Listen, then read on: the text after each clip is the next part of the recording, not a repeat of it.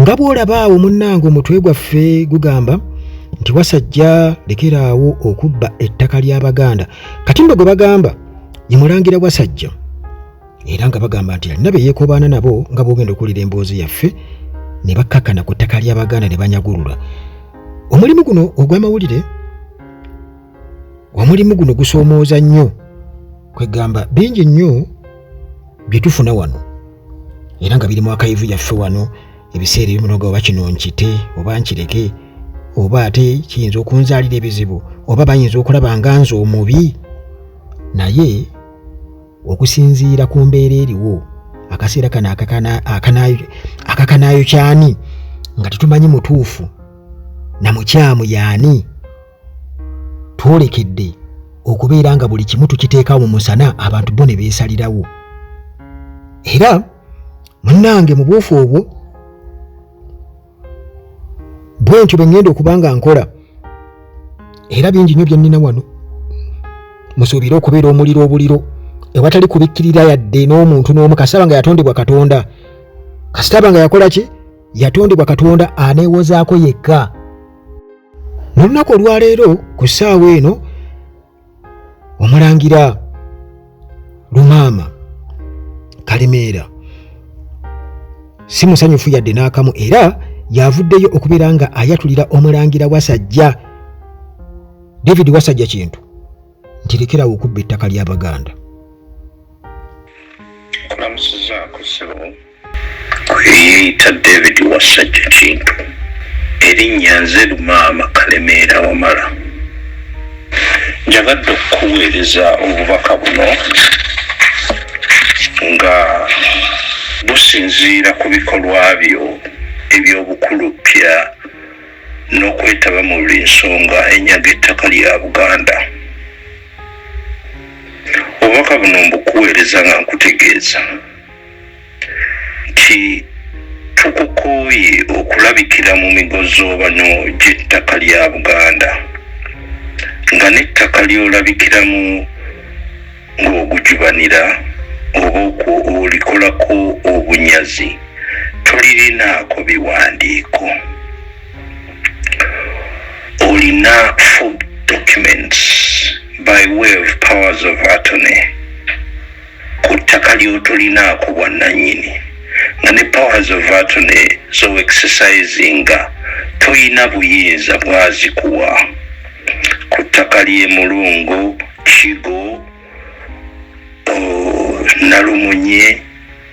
Olabikira mu bifo bingi ng'okuluppya n'ettaka, olabikirako ne mu ttaka eryayitibwa erya Kasasa.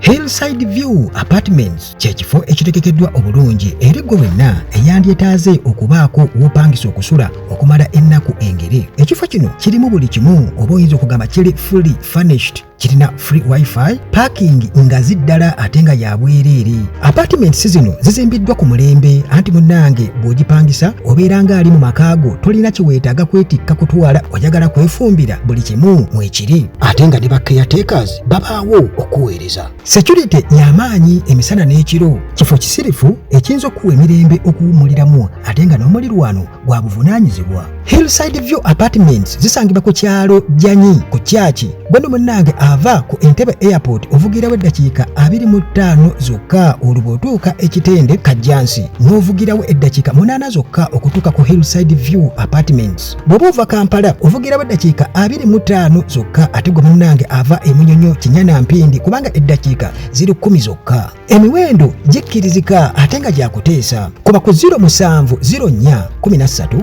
19 99 oba 0770 71 887 98. Naye mu mirundi gyonna gy'obeera ng'oli mu buvuyo bw'ettaka n'okunyaga ettaka ly'Abaganda, tolina kiwandiiko by way of microfilm, cartridge wadde n'ebyapa ebiri historical. Okozesa ebiwandiiko ebijingirire on the premise of being mutabani wa Muteesa. Naye kino kitegeere ate nga bino byafaayo. Frederick Muteesa gw'oyita kitaawo in brackets yaweebwa obuvunaanyizibwa okutereeza emigozo bano egy'ettaka egy'obubbi bwa Daudi Chwa. Naye bwe yatunuulira ensonga ezo n'azeetegereza nga zaalimu obukuluppya bw'ettaka lya Yusuf Ssuuna, mwalimu ettaka ly'abalangira ab'enjawulo eribbiddwa.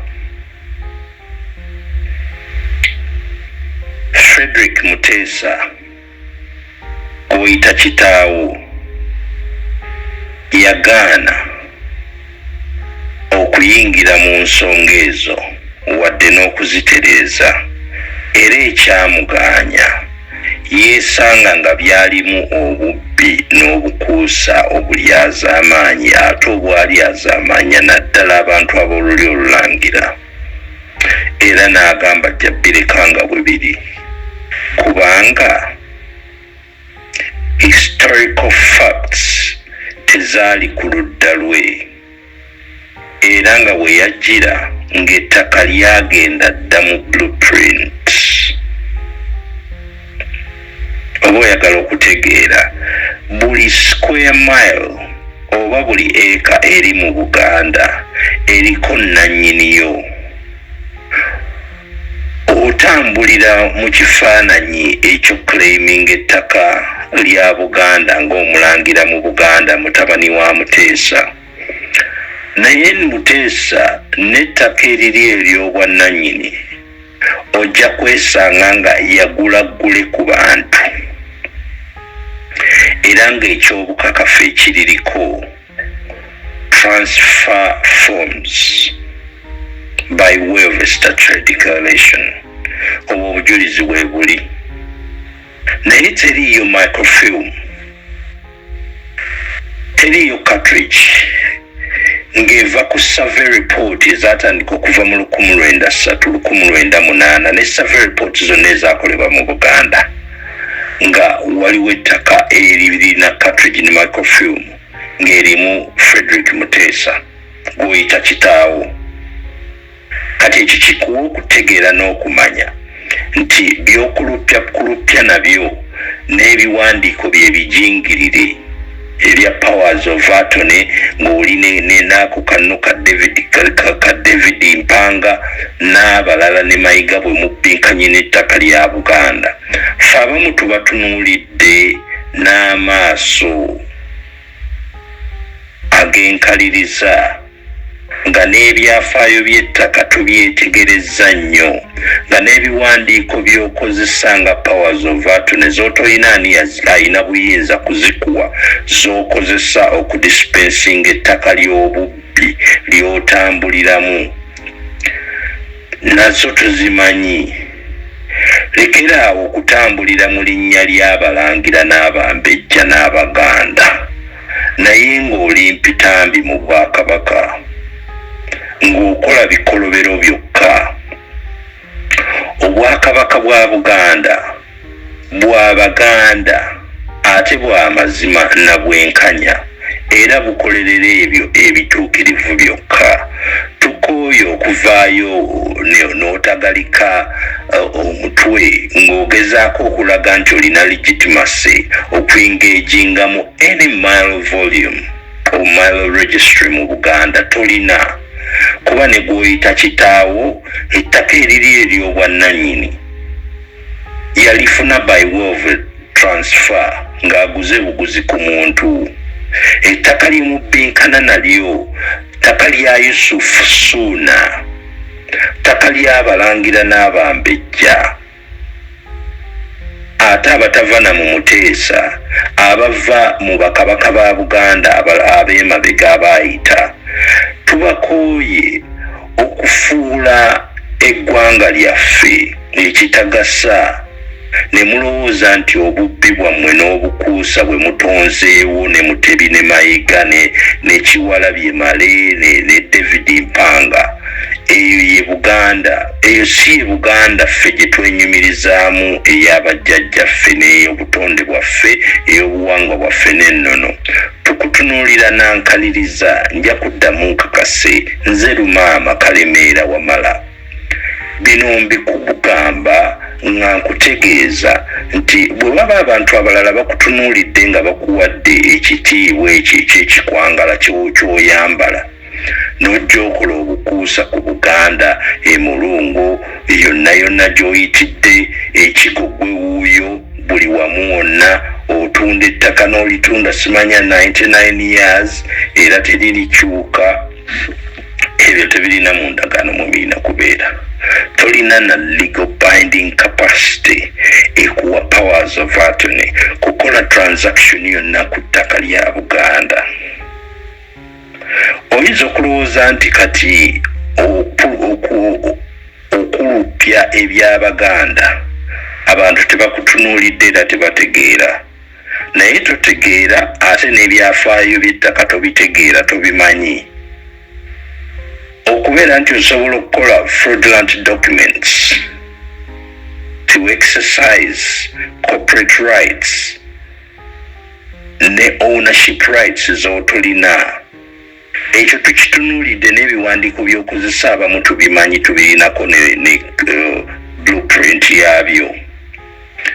Kati teweeyibaala nga tukutunuulidde gwe ng'omuntu ne babbi banno, kubanga kati mutaddewo trend mu Buganda nti ababbi bokka be balina okutambula ng'Abaganda, naye ffe tuli bannannyini Buganda lwa buzaaliranwa na nsikirano. Kino nkikubuulidde, tugenda kwesimba mu ggwe ng'omuntu, naddala we tukulabye ng'okozesezza ebiwandiiko ebijingirire okunyaga ettaka ly'Abaganda. Ne bwe yandibadde state ya Muteesa Frederick, togirinaako buyinza, togirinaako binding capacity kugidisposinga. Kyokoze ebbanga lyonna.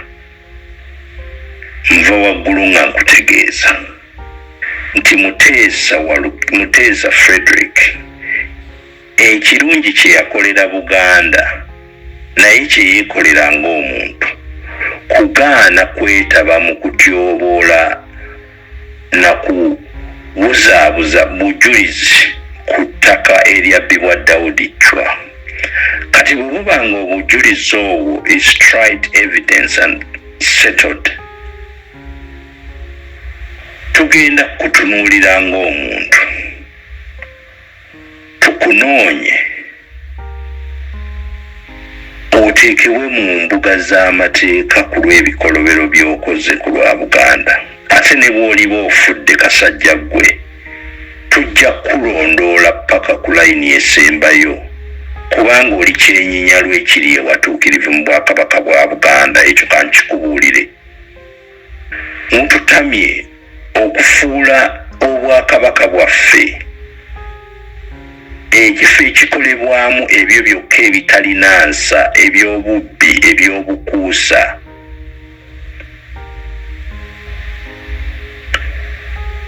Obunyazi bwammwe n'obukuusa obutalina nsa tubukooye okulabikira mu linnya ly'Abaganda. Abaganda bantu abeewa ekitiibwa, abayina ensa, abayina emitendera gye bayitamu mu buli nsonga. Tolina kawaayiro konna kakukkiriza kutambulira ku mile registry yonna eri mu Buganda. Era lino eddoboozi kitwale nga kulabula gy'oli eri ggwe n'aka kasajja akeyita ka Daudi Mpanga ne mukama wammwe Charles Peter Mayiga. Temulina buyinza to dispose or exercise property rights ku ttaka lyonna eriri mu Buganda, n'eryo ly'olowooza nti lya kitaawo eritali nkuwadde ebyafaayo nti w'obanga olowooza nti by'okola bituufu, tugireyo cartridge emu oba microfilm emu nga yava ku survey report ng'ettaka eryo lyali lya Muteesa Frederick.